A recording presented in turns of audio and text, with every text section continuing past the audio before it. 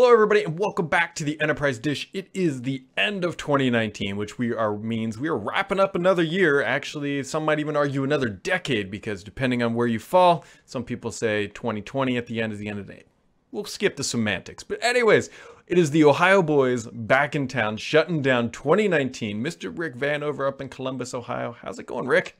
Hey, Brad, it's going great. I'm going to be on the side of this is indeed the end of the decade Yeah. because the zero is part. I count my numbers at zero. That's what it comes down to. Where do you start counting? So. Yep. It's a hill to die on for some people. You know, GIF or GIF. We have decades, and so Yeah. you know, what's a good internet war? I'm excited. It's going to be an interesting decade. If I look at where we were, 2009 to 2010. Wow, I look at my own personal practice. I look at the technologies out in market. It's a whole different world now. What will the next one look like? It's like, I don't know if it's scary or exciting or both, but we'll figure it out. Yeah, I mean, if we could truly predict it, we could have a lot of fun and make a whole bunch of money doing it. But for now, we're a little bit on a ride, right? We're kind of waiting to see how this cloud works out, how on-premises is going to evolve. Although I think on-prem is going to be just a hybrid world, at least for most organizations. I think is probably the way forward. And it's been a big decade. I mean, you look at where you could jump back to where Microsoft started at the beginning of the decade, right? They had a big mobile platform. They weren't really a PC maker. They weren't they were kind of a cloud vendor, not really, but cloud wasn't really a thing yet. And now you look at the major players and how it's all shifted. It's quite a change. Yeah, it is quite a change. You look at the tablet war. There's a very established player, definitely enterprise ready with the Surface line. Azure, which continues to impress me. Like you and I were talking, I've really gravitated a lot towards Azure storage, and the more that you look, the more I like it. And then, but look at like 10 years ago, right? The technology on top was like 2008 R2 and SQL Server and Exchange. And now look at where Office 365 is. And now look at database is actually still very good, but you can refactor it and go into Azure. And now SQL on Linux. Whoa, crazy talk, right? Yeah. There's like so many new things that you just wouldn't have ever thought. Yeah, originally in the show notes, I pointed out, I said, Rick, what's your standout announcement of 2019? But what if we went all the way back to like 2010? Yeah, of the decade. It's Azure. It's one word. It's Azure. I mean, they've come up and become a formidable player in the cloud war. And I'll go so far as to say that we need multiple cloud players. We need choice in the cloud. And there's a lot of reasons for that. I think above all, just from competitive reasons. I mean, if you're in grocery or if you're in retail or if you're in distribution or industries impacted by that, you might be precluded from using one type of cloud, and so you almost have to go to Azure. So I think it's good to have multiple cloud choices. Is two enough? I don't know, but I think across the decade, Azure absolutely has been my single kind of like standout momentum. They've invested in it, and it goes back to Satya Nadella and the leadership team that they've recognized this opportunity. It's very impressive what they've done. Yeah, I mean, so there's a couple ways I think about this. One, I totally agree. I think in all regards, Azure has built a foundation of sustainability for Microsoft going forward for the next at least decade, if not more. So from like a financial business product perspective, they're absolutely founded in Azure. To me, I think some of the biggest change or biggest announcements or standout things is Microsoft's adoption and support of the open environment, really, right? Supporting of Linux, right? We just got Teams on Linux. Microsoft is really embracing open source community at this point. And if you would have gone back to 2009 and said, hey, Microsoft's going to be a primary contributor to the open source community, people would have thought you would have been crazy. I actually asked that question on the record, that type of question. And I won't throw that individual under the bus, but it's if you're following Microsoft stuff, this individual. And I got a short one-word answer, no. And that was about 10 years ago. Yeah. And maybe it was 2010, 2011, but through the decade it changed. And it really did. We have data points, right? Most of the operating systems that run in the cloud are Linux, right? Those types of data points. And I think when you look at some of those decisions, the ecosystem play, It's definitely a smart bet, a smart approach to win in the long run for sure. Yeah, and it's paying off dividends. They also bought GitHub. I think that was pretty big, but I don't want to say it's groundbreaking. But what that shows is, again, that supporting of that type of a community, the giving back, the taking in community contributions, and so it's been a big decade for the Microsoft camp. Some big wins, obviously, the Azure side. The big losses for Microsoft, obviously, on the mobile platform side. Yeah. But at the end of the day, their revenue is in the 30 billions roughly every quarter. It's gone up. They're in a healthy and sustainable place. It's kind of hard to say that, hey, they're in any sort of trouble at this point. Nope, that's not a problem. Money's not a problem. I mean, I have trouble visualizing economics on that scale. Oh, yeah, me too. But the reality is, I know a lot of people at Microsoft, they treat their employees right, which honestly, if there's money problems, that's one of the first things that go. Yep. So everything from benefits to, compensation and stuff like that. So, no, I think that they are a very, I don't know if there is a national, like, best places to work type of thing, but I couldn't imagine that they wouldn't be scored well. And, a lot of Microsoft people I talk to, they have worked there a long time. Yeah. That's a very important thing. It's like, it sounds crazy to just kind of gravitate to primitive observations, but when everyone's a lifer, that's actually a really good thing. I mean, you have to bring in new talent. I get that, but to retain people so long is truly admirable today, because the competition for jobs is high. And if you got that type of experience on that type of scale with that type of company, people want that, right? And I know people who have moved on. I know people who have gone back to Microsoft even. So, yeah, I think they're a very safe bet, very admirable what they've done with the decade, and I don't see anything changing to negatives. Yep, we will see. I mean, obviously, it's hard to predict what's going to happen in the next 10 years, but I think it's fair to say that Microsoft is going into 2020 on a good foot, right? A strong, healthy platform. And we will see how they evolve in the years to come. Yeah, absolutely. So one quick highlight that, because it is the month of December, it is the holidays. There's not a ton going on, but Microsoft's Windows Server Core container image is now 40% smaller. So if that was a big deal for you, you've got some good news on the horizon. Well, and that's one of those things that's going to help enable a next generation technology. So if you look into the next decade, the container word is not going away. I look at what is happening in some of the industry trends, and Microsoft's actually a couple years into already supporting it. So they're already in the right place to, if there is this explosive adoption, I'm very confident that they'll have a strong market presence. But that's a new type of application that is not going to go away. There's going to be a lot of that. And I'll issue a point of caution to the listeners, because I've talked to a lot of enterprises that have containerized application projects going on. This is the same problem, different. And what I mean by that is, a lot of times we would have to, let's go back 10 years or more, and when .NET apps were the thing, right? The biggest IT infrastructure problem was, we got to install this .NET framework, because that's what the developers are doing. Yep. That phenomena is significantly multiplied today because, we got to install this container engine because that's what the developers are doing. So my practical advice right now is get to know what the developers in your company are doing. Are they using these new technologies? Because they do not think about the fundamental infrastructure practices around availability, around backup, around management, the persistent container, the non-persistent container. And I'll give you one little piece of information. And this, I believe, when I asked, this was a year or two ago, but even like IIS container images for web services, right? Logs are kept on the container.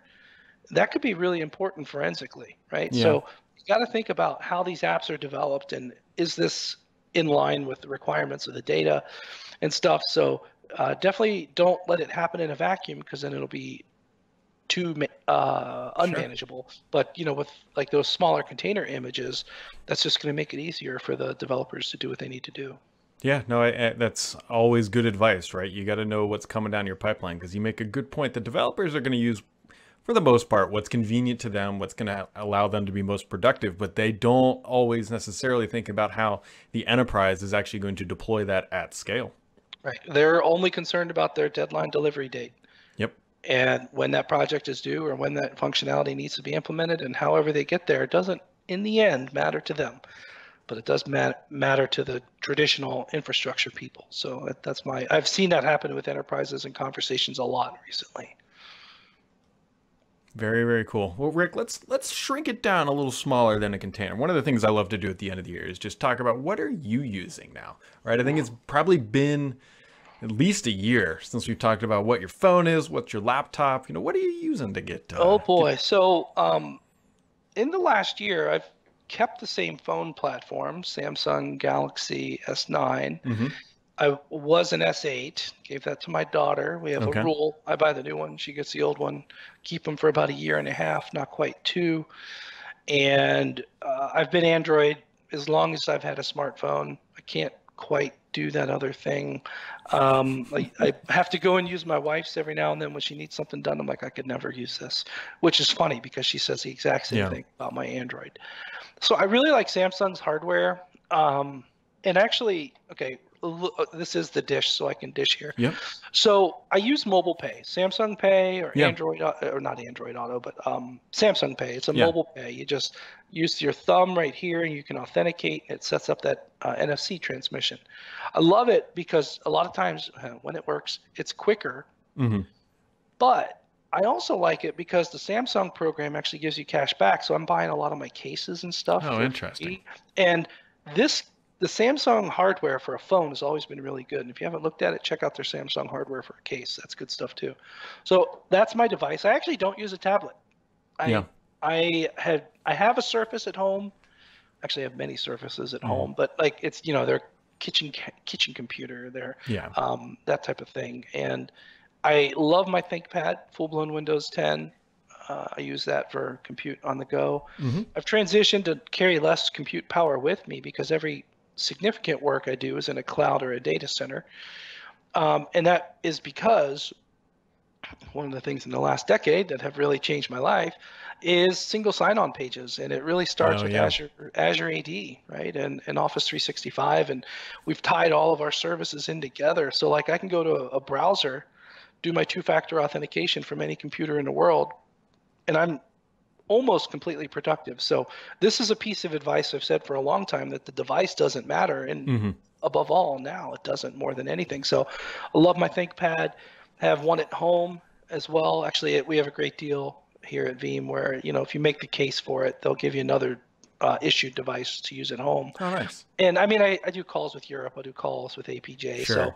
So I usually just leave the laptop here, and I use a Kensington lock to keep it secured to the desk, but I keep the one at home. And then when I travel, this one goes with me. But, between OneDrive for Business, all the data is transparent, right? So the device truly doesn't matter. So I love that. I do have a Surface in here, actually. I use that just for Twitter on the vertical TV. But, I don't have a tablet. It came down to traveling lighter. Yep. And I probably could get a current Surface and make that my travel computer, but I haven't really felt the need once I got that slimmer line ThinkPad, because I have a rule when I travel, which is, and we had that one episode when we talked about major event best practices, right? Pre-Ignite. But the rule is if it doesn't fit in this little messenger bag, it's too big. And this can fit a whole laptop. I've got room for my keys, a couple of chargers, always have 2, and passport, cables. And this is my favorite little thing. Actually, we started giving this out, but I see if I can demonstrate this on video. But it's like little spray sanitizer. Put this on your phone, and you'll basically have a sanitized screen. So that's always a good idea on the inside too.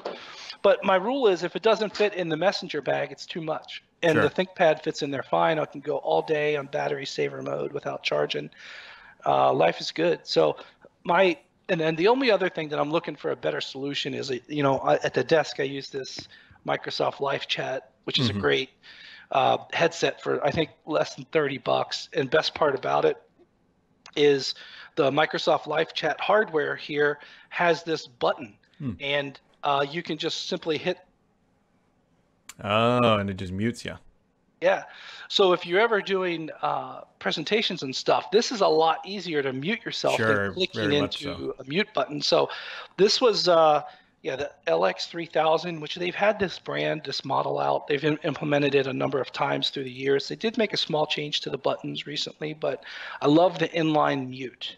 Now, first of all, because it gives you the light, but second of all, it's just quicker than going to the mouse area, because you know me, I'm always looking at some other app when we're on a matter. So that's a quick rundown of some of the things I'm using. I do want to look for something a little bit smaller that's suitable for travel, but the sound quality on this is good. I mean, your rig is always sounding really good, but I don't think you could travel with that. No, this would be, although as a company, we do actually have a what we call podcast in a box, but it is, a box is putting it lightly. It's more of a crate, a shipping crate. It's, I think, 3.5 feet by 18 inches by, I think, 18 inches. Like it's a big box. So this really big candy bar here, this is my podcast in a box. This is a little Zoom mic. Yep. So these are really great because I'll bust out the Veeam podcast if I have a good guest here. Pro tip, always carry an extra battery. Okay. So this is a small little jobby here. Granted, Brad's production quality for the masses is much higher, but I keep this in the bag as well. So it fits in the courier bag. So I can always, if I have the opportunity for a podcast, I'll just whip out the microphone and go get it. Yeah, no, that's good stuff, man. That's good stuff. Any parting words for 2020, or are we just going to see you in the new decade? Maybe, depending on if you call it a new decade. How about both? There's an and, it's not an or. You will see me in the new decade for sure. But my parting words, just, for the years, it's been a great set of technology innovations across the board. And, my advice to IT professionals is learn something new. If you're not, it'll be, learned for you by someone else. And then the other kind of side of it, here at Veeam, we're getting ready for Veeam On. We have our internal event starting next month, like a kickoff, a giant pep rally situation. And then we're going to go full steam on Veeam On. So Veeam version 10 is going to be released very soon. We're in the release candidate now, right before the end of the year. And that's going to change the market. I've been using language like floodgates are going to bust internally because it's going to be a huge release. And the Azure agentless image-based backup product is it's almost ready for release as well. So there's going to be a lot coming from Veeam, which you can just follow on Twitter at Veeam or me at Rick Vanover.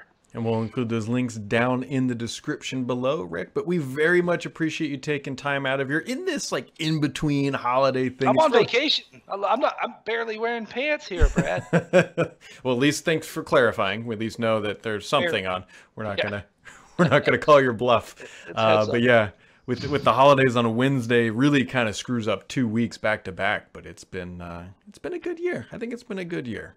It has. So to everybody else, thanks for tuning in during 2019. We'll catch all of you right back here in 2020. Make sure you hit the subscribe buttons. We'll catch all of you right back here next time.